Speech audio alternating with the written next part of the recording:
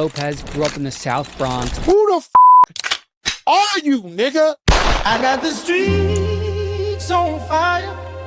It's burning up. I put the streets on music. Turn me up. I got that info. Nigga, you heard of us. So tap in. Tap in. Now let me begin. Watch your tone when you talk to me. Be cool. Ya tu sabe. I do it my way. We got the exclusives. It's more than news clips. I put the streets on music.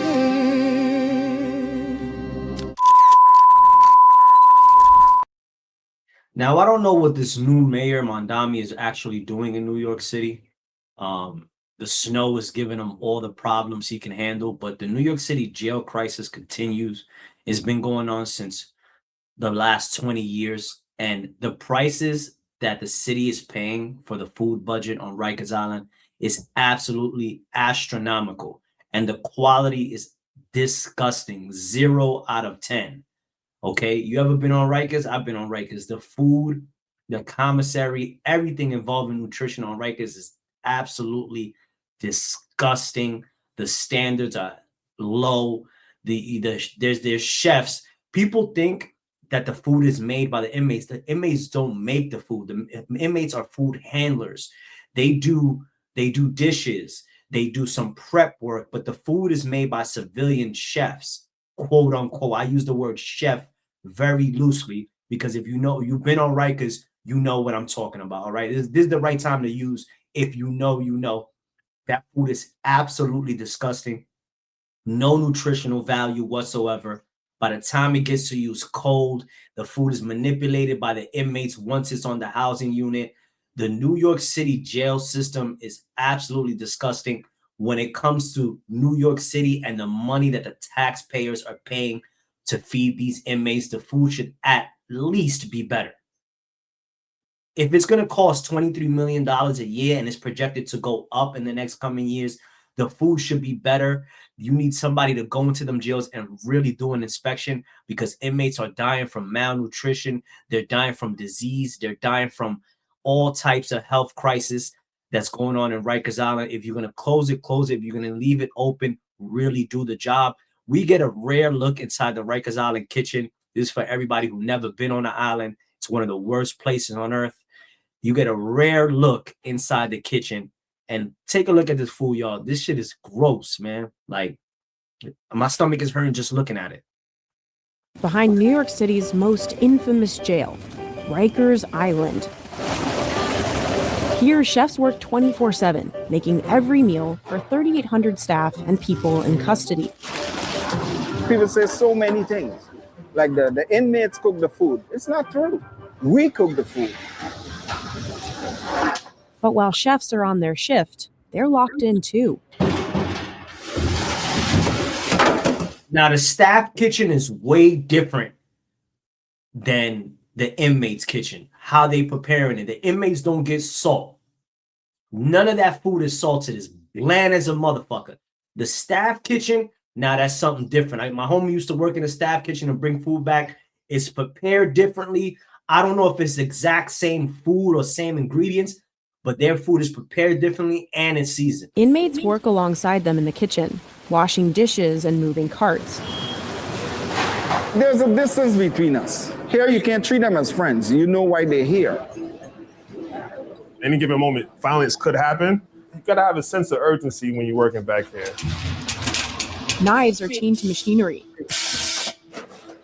and can lids slide down a caged trash bin. Rikers Island is part of one of the costliest jail systems in the U.S., yet it faces scrutiny over conditions and food quality. We went inside the jail's largest kitchen to see how thousands of meals are made and to find out how chefs, officers, and detainees work together behind the walls of Rikers. Rikers Island is a complex of 10 jail buildings and the second largest jail in America. It sits in the waters between the Bronx and Queens, Planes take off from LaGuardia Airport right next door. The only way onto the island is this skinny, nearly mile-long bridge. When you cross that bridge, Many chefs You take know public you- transport to get to work, passing through half a dozen security gates on their way to the kitchen. The first time I felt nervous is when I heard that gate close behind me. That's the only time I was nervous.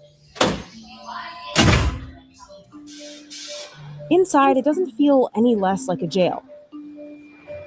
There are cameras everywhere. All of them are monitored from the guard's office. 8 officers watch the feed, guard the doors, and search every food delivery for contraband. People in custody, or PICs, can't touch the food. They're only allowed to wash dishes, clean, and push food wagons. Most people held at Rikers haven't been convicted of a crime. They're awaiting trial. Those who are serving time are sentenced to a year or less. Only chefs are allowed to touch the knives. They're chained to heavy machinery at all times. There's a reason for the knife on the chain. It's for security. When chefs need to change Inmates stations, grab they the get a knives guard and from the take it office back to to the unlock the unit. knife and move it. When you first started, it's a little awkward. Like the chain is either touching your hand or something, but you get used to it. But officers also keep watch over objects that might seem harmless, like lids, which go straight into a caged trash can. It's a lot of things. There's a lot of sharp objects here. A lot of things that can be used as a weapon. Metal spoons and ladles have to be checked out from a locked cabinet in the guard's office. Nah, that's a fact. Them metal spoons and ladles, man, them shits is the best weapons. You grab them shits, start, you know what I'm saying, sharpening that up. That's a nice pick right there, man. You better, they know what they doing. They got to put them and them can tops. Them can tops, that was my go-to. That can top boy do some damage. Today, the chefs are working on a big batch of pepper steak. In a place like this, food is very important. I like to make other people happy. It's like inmates, but it's still people. They make mistakes, but they still gotta eat. Taking it in. Good morning, Kat. Nadine Leach had been incarcerated at Rikers for 17 months at the time of filming. She was a chef before serving time here, but she's only allowed to push food carts and can't use her cooking skills. I wish I could. I think I'd be making some good stuff if I could cook, yeah. Why did you want a job in the kitchen as opposed to other places? The money, and I like to serve people. It's a privilege because you have to say. When she say the money, y'all, she talking about like a couple cents an hour. In these prisons, Rikers, upstate, most of the time, when you work in the kitchen or when you work in like teaching inmates or these programs where you facilitating, that's where you get more money. When I was up north and when I was in Fishkill, I used to be a facilitator. You get more money. And I use the word more money very loosely. We talking about cents an hour. But imagine what somebody who's picking up cigarette butts in the yard is getting paid. In comparison, a food handler or facilitator gets paid more. But we talking about cents on an hour, y'all. It's like, it's nothing. Don't stay out the streets. You're going to be making 30 cents an hour, right? Working slave labor. Ticket free, you can't be in trouble. You have to be like safe, like a safety net. Reedy, good morning. The city pays incarcerated kitchen workers like Nadine $1.45 an hour, even though minimum wage is $17 in New York City. The federal minimum wage was introduced in the 1930s, but courts have ruled that it doesn't apply to incarcerated workers because they aren't considered employees under federal labor law. The agency that runs the jail, whether that's state, city, or federal, sets the pay rates for detainees who work. New York City's Department of Correction said in a statement, the wage for each position was determined by a DOC leadership committee that assessed the number of PICs needed in each facility. In other states, they don't pay them at all. That's Ruvain Blau, a criminal justice reporter and the author of Rikers, an oral history. Studies have shown that if they do get money and they have money to come out, they're a much more successful transition. Of course. And what do you do with the money that you think? I save it because I have grandchildren. So, I take care of my grandchildren. So I'll make sure they're okay. PICs at Rikers aren't required to work, but Nadine says she clocks in every day for 56 hours a week just to stay busy. Me, I don't take a day off because I don't like idle time. Idle time is the devil time. Back in the kitchen, chefs face other challenges, including a ban on certain ingredients like salt. Former Mayor Michael Bloomberg cut it out of the Rikers diet as part of a citywide nutrition initiative that took effect in 2014. Chefs can use spices in soup bases to add flavor. But detainees have other methods of spicing things up, like with ramen seasoning. Or the oodles and noodle pack, they got the seasoning in it. Just jazz it up. Make it come or throw some cheese on it. PICs can buy ramen from the commissary, a shop for people inside the jail. But for many, the commissary is expensive. The people in Rikers Island are not, generally a wealthy group of people. And, these dollars make or break, a family or, somebody locked up there. In 2024, a $33 million no-bid contract went through for a company called Keefe to stock the commissary. The contract said commissary prices were supposed to be in line with those at local stores. But a study that Rouvain led in 2025 found that many products were pricier than they were supposed to be. Crazy. In a comment, the DOC said the prices being offered are comparable to local New York City area stores. If there is a product that is too expensive, the department can remove it. For many detainees, the kitchen is their only source of food. Much of it arrives in cans, including veggies, and frozen like the meat. Jamac, a Jersey City company, got a nearly $1.2 million contract to supply meat for New York City's Department of Correction. Cremoland, another Jersey company, has a $673,000 contract with the city to provide dairy products to its prisons. You'll find its milk jugs in many bodegas around the city, too. But the problem with that is the inmates are not getting paid the same as somebody on the outside. So competitive prices with the street makes no sense.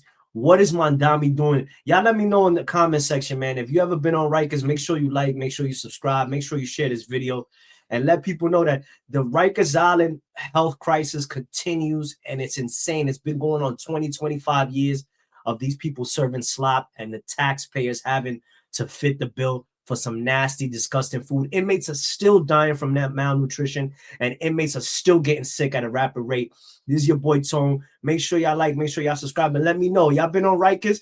Put it in the comment section. Let me know your experience on Rikers, eating the food, if you ate the food, if you went to commissary. I want to hear from anybody who's been on Rikers recently, and even if you've been on Rikers 20 years ago, nothing has changed, man. This is Streets on Music. Blacada. Anthony Lopez grew up in the South Bronx. Who the are you, nigga? I got the streets on fire. It's burning up. I put the streets on music. Turn me up. I got that info. Nigga, you heard of us. So tap in. Now let me begin. Watch your tone when you talk to me. Be cool. Ya tu sabe, I do it my way. We got the exclusives. It's more than news clips. I put the streets on music.